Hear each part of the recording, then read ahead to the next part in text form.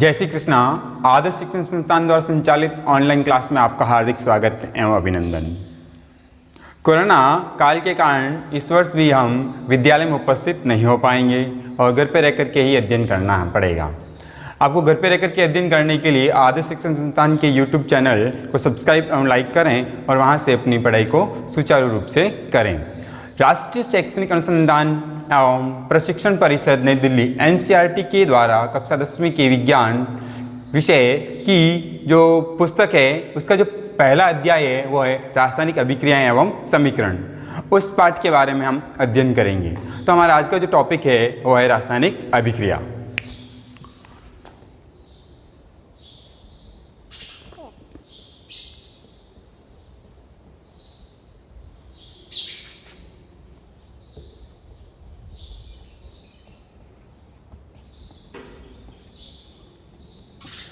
रासायनिक अभिक्रिया क्या होती है? रासायनिक अभिक्रिया जैसे दो या दो से अधिक पदार्थ जब आपस में मिलते हैं तो उनके मध्य कुछ परिवर्तन होता है और उसके फलस्वरूप कुछ नए पदार्थ बनते हैं। जैसे कि दूध का दही में परिवर्तित होना, लोहे पर जंग लगना, भोजन का पाचन होना, ये सभी रासायनिक अभिक्रिया के कुछ उदाहरण हैं।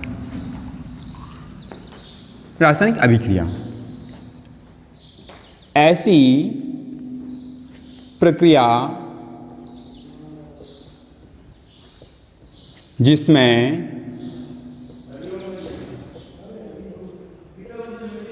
रासायनिक परिवर्तन होता है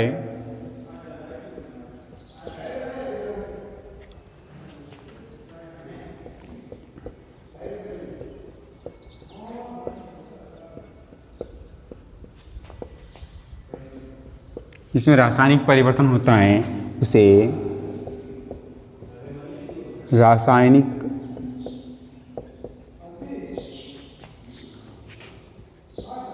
अभिक्रिया कहते हैं।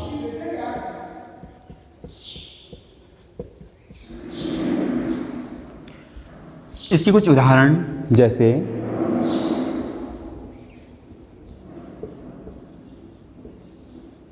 दूध का दही बनना, लोहे पर जंग लगना,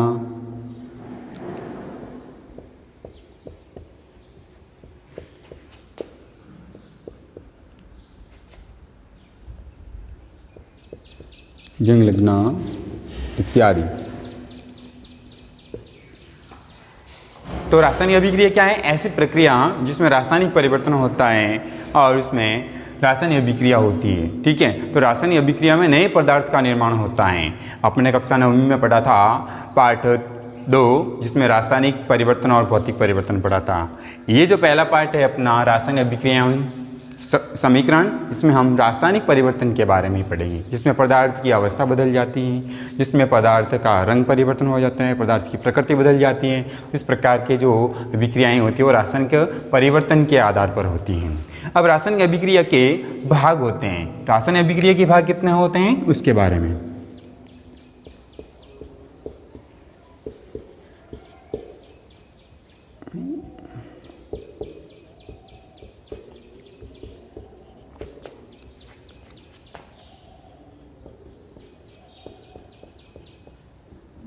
रासायनिक अभिक्रिया के भाग।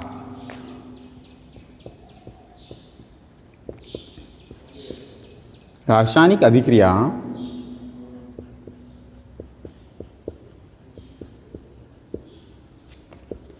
के 2 भाग होते हैं।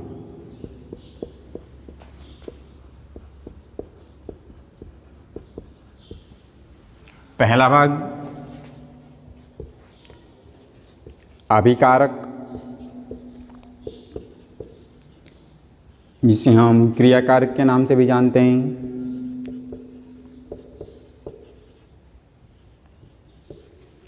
क्या होते हैं अभिकारक या क्रियाकारक? तो वे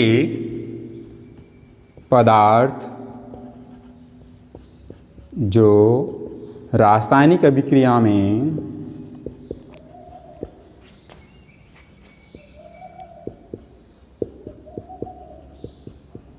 रासायनिक अभिक्रिया में भाग लेते हैं। लेते हैं उन्हें अभिकारक कहते हैं।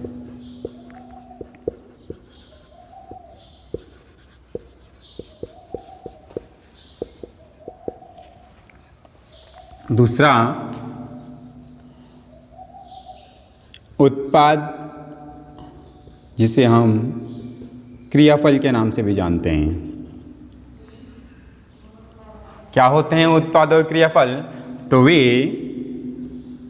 पदार्थ जो रासायनिक अभिक्रिया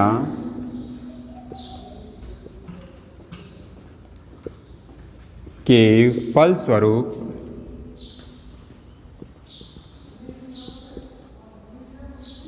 बनते हैं। तो रासायनिक अभिक्रिया के प्रमुख रूप से दो विभाग होते हैं, क्रियाकारक और क्रियाफल, या हम इसको अभिकारक और उत्पाद के नाम से भी जानते हैं। तो अभिकारक या क्रियाकारक क्या होते हैं? वे पदार्थ जो रासायनिक अभिक्रिया में भाग लेते हैं उन्हें हम कहते हैं अभिकारक या क्रियाकारक। उत्पाद वे पदार्थ जो रासायनिक अभिक्रिया के फलस्वरूप बनते हैं। तो किस प्रकार से रासायनिक अभिक्रिया को प्रदर्शित करते हैं वो हम आपको बताते हैं।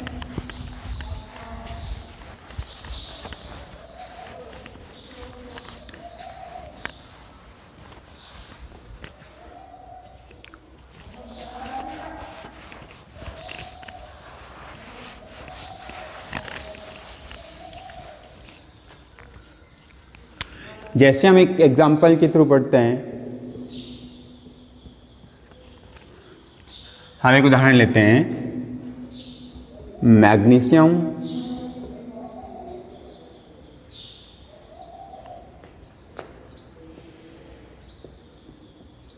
को जब ऑक्सीजन के साथ अभिक्रिया करवाई जाती है तो बनता है मैग्नीशियम ऑक्साइड।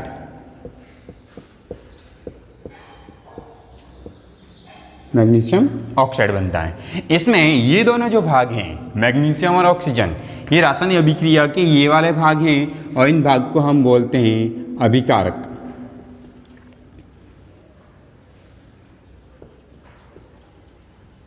या हम इनको बोलते हैं क्रियाकारक, जो कि तीर के निशान के बाईं ओर होते हैं। और इधर जो हैं वो होते हैं उत्पाद, या हम इसको बोलते हैं क्रियाफल। तो मैग्नीशियम और ऑक्सीजन में, मैग्नीशियम और ऑक्सीजन तो क्या है इस अभिक्रिया में? अभिकारक या क्रियाकारक। और तीर के निशान की तरफ जो मैग्नीशियम ऑक्साइड है वो है उत्पाद या क्रियाफल। ये रासायनिक अभिक्रिया के एक उदाहरण हैं। इसमें कुछ परिवर्तन होते हैं, इसमें नए पदार्थ का निर्माण होता है। ये रासायनिक परिवर्तन के आधार पर हैं। जैसे मैग्नीशियम एक ठोस धातु है और वो ऑक्सीजन जो कि एक गैस है उससे अभिक्रिया करके मैग्नीशियम ऑक्साइड बनाता है, जो कि एक प्रकार की ठोस पदार्थ राख के रूप में होती हैं। इन मैग्नीशियम ऑक्सीजन और मैग्नीशियम ऑक्साइड के प्रतीक समीकरण के तौर पे हम पढ़ेंगे अपने अगले वीडियो में। लेकिन इससे पहले आपको कक्षा 9वीं के जो पाठ था परमाणु और अणु, उसमें विभिन्न प्रकार के तत्वों की संयोजकता, उनके प्रतीक आदि के बारे में आपको पढ़ना होगा घर से, और उसको अपने को याद करना होगा, जिसके आधार पर हम अगला जो टॉपिक होगा वो रासायनिक समीकरण आराम से पढ़ पाएंगे और समझ पाएंगे। आज की इस वीडियो में इतना ही। जय श्री कृष्णा, धन्यवाद।